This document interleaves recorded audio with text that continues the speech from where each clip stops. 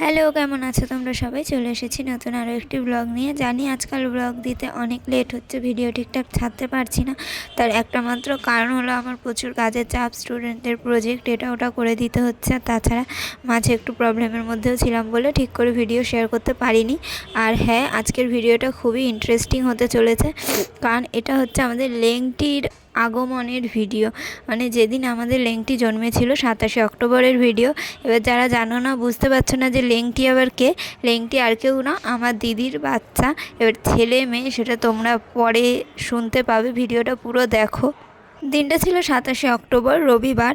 আমি বাড়ি বসে ক্লাস করাচ্ছি। মা হঠাৎ ফোন করে আমাকে বলল যে তোর দিদিভাইকে আজকেই হয়তো বাচ্চা হবে, আজকেই ডেলিভারি হবে, তো তুই তাড়াতাড়ি করে চলে আয়। তো বিষয়টা হলো, আমার দিদিভাই পুজোর আগে প্রায় 21 দিন মতো পুজোর মধ্যেও ভর্তি ছিল। তারপরে ওকে ছুটি দিয়ে দেওয়া হয় যে বাড়ি যাও, এক সপ্তাহ বাড়ি থেকে আবার আসবে চেক আপের জন্য। তো শুক্রবার যখন চেক আপে যায়, আর তখন ওই দানা ঝড় আসার কথা ছিল, তো সেই ভয়ে আর সামনেই যেহেতু ডেট, তো ওকে ভর্তি নিয়ে নেয়, বলে থেকে যাও, যদি হঠাৎ পেন ওঠে বা কিছু বাড়িতে কাজতে তো প্রবলেম হবে, হসপিটালে ভর্তি হয়ে যাও।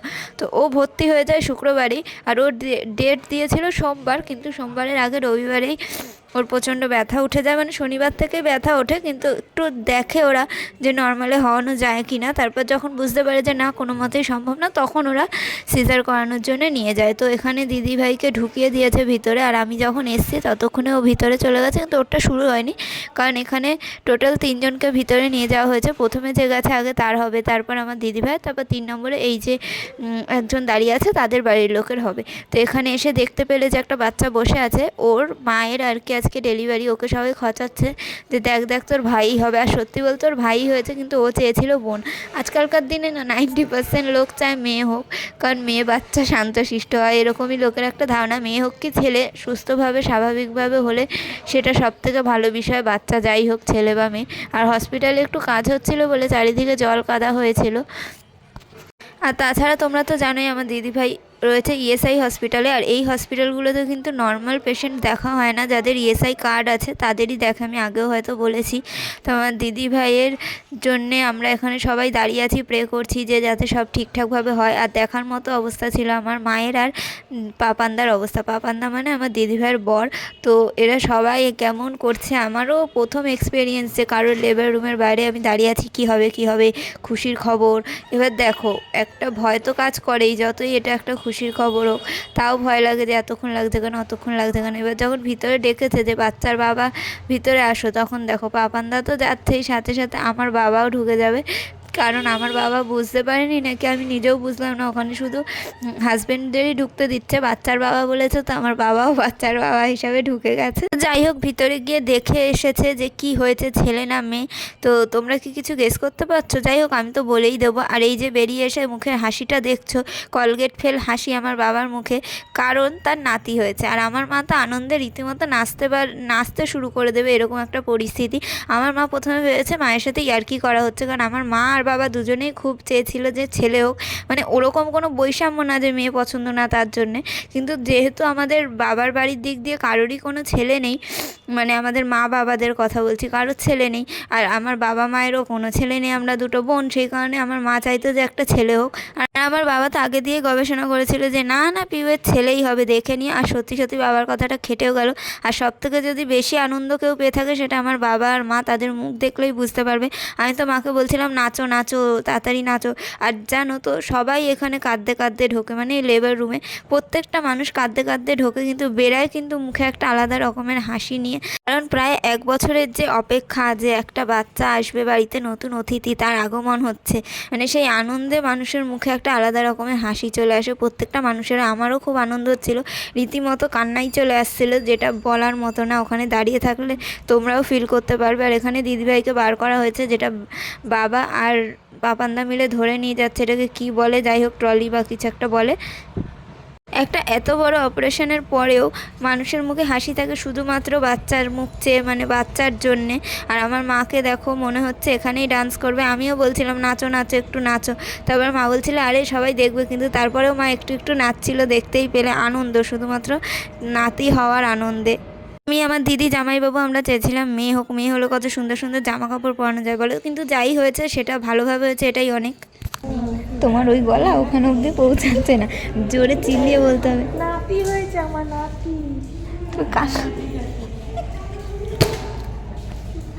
মাথা খারাপ হয়ে গেছে আমার মাথা পাকা ছিল, আচার লোক হয়ে গেছে।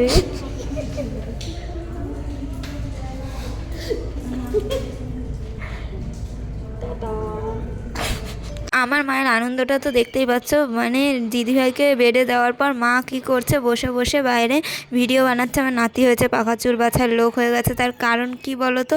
কারণ একটাই, যে আমার মা খুব আনন্দ পেয়েছে, নাতি হয়েছে, আর একা একা ব্লগ বানাচ্ছে। এমন না কিন্তু যে ভিডিও কলে কথা বলছে, মা বসে বসে ব্লগ বানাচ্ছে। আর এদিকে দেখো আমার দিদিভাইকে রুমে দিয়ে দেওয়া হয়েছে। আর বিকেলবেলা মানে সবাই দেখতে এসছে, 4:30 থেকে এখানে দেখার টাইম, 4:30 থেকে 5টা। এবার তুমি 100 জন নিয়ে আসো কি 10 জন নিয়ে আসো, একবারে ঢুকতে পারবে। আর আমাদের বলে না মানুষ 14 গোষ্ঠী চলে এসেছে, এটা কিন্তু খারাপ কথা না। দেখো কত লোক এসছে, মাসি বাড়ি, মামার বাড়ি 2 মামা মামি, মাসি এসছে, মাসির মেয়ে এসছে, আমার দাদা এসছে, রিঙ্কুদির বর এসছে, তারপরে দিদিভাই শ্বশুর শাশুড়ি এসছে, আমার বাবা মা, কত লোক, মানে প্রায় 15-16 জনের বেশি লোক একবারে দিদিভাই রুমে ঢুকেছে। জানি ঢোকা উচিত না বাইরে থেকে সেরকম, কিন্তু সবার একটা আলাদা এক্সাইটমেন্ট, আনন্দ কাজ করছিল যে নাতি হয়েছে, নাতিকে দেখবো। কিন্তু সবে মাত্র সিজার হয়েছে তো সেদিনই, তার কারণে বাচ্চার মায়ের কাছে বাচ্চাকে দেওয়া হয়নি, তাকে পরে দেওয়া হবে। তো আমরা সবাই ভিতরে গিয়ে দিদিভাইয়ের সাথে একটু কথাবার্তা বলবো। আর এখানে পুরো মনে হচ্ছিলো দুর্গাপূজার লাইন লেগে গেছে, সবাই এক এক করে ঢুকছে, দেখছে, একজন একজন করে নয় কিন্তু সবাই একসাথেই ঢুকেছে। কারণ এই হসপিটালে ওরকম কোনো নেই যে একজন একজন করেই দেখতে আসতে পারবে। মিলে প্রথমে দিদিভাইকে দেখতে এলো, ওর হালচাল একটু জানলো কেমন আছে কি। আর যেহেতু এত বড় একটা অপারেশন, বাচ্চা হওয়া কতটা কষ্টের সেটা যার হয় সেই বোঝে, ছেলেরা বা আমরা বাইরে থেকে দেখে বুঝবো না। একটা মেয়ে যখন মা হয় সে তখন সব দুঃখ কষ্ট ব্যথা ভুলে যায়, শুধুমাত্র বাচ্চার মুখের দিকে চেনালে। এত বড় একটা অপারেশনের পরে হাসি মুখে সবার সাথে কথা বলছে, সবাইকেই দেখলাম যাদের যাদের বাচ্চা হয়েছে। তো আমাদের বাড়ির লোকের মতো মনে হয় এত লোক একবারে দেখতে কম কারোর বেডেই আসেনি। তো যাই হোক, আমরা সবাই মিলে দেখার পর এখানে বাচ্চাকে দেখার অনুরোধ জানাতে একজন মাসি থাকে, যে বাচ্চাকে দেখাশোনা করে, বাচ্চার মাকে দেখাশোনা তো এনারা করেন না, ওই নামেই যে হ্যাঁ একবার এলাম, এই যে বাচ্চাকে খাইয়ে দিয়েছি, এবার নাও বাচ্চাকে নিয়ে নাও, এরকম টুকটাক একটা দুটো কিছু করবে। আর তারপরে দিন শেষে সকালের মাসি নেবে 200 টাকা, বিকালের মাসি নেবে 200 টাকা, মানে দিনে 400 টাকা, শুধুমাত্র এইটুকু কাজ করে, সেরকম কিছু করেই না। আর এই যেই মাসিটা রয়েছে ইনি তো বাবা প্রচণ্ড রাগী খিটখিটে, আমি বলেই দিচ্ছি, কারণ কেমন একটা করছিল বাচ্চাকে দেখতে চাওয়াতে, এমনভাবে দেখাচ্ছিল কি বলবো, মানে ঠিক করে ধরছিল না এমন করে। আর কেউ কিছু বললে বলছে যে আমরা কি জানি না কিভাবে ধরতে হয়, আপনারা বেশি শেখাচ্ছেন। মানে শুধু আমাদের বাচ্চা বলে না, অন্যদের বাচ্চার ক্ষেত্রেও। আর ওর রীতিমতো কাঁদতে শুরু করেছে, কেমন করে করছে দেখো।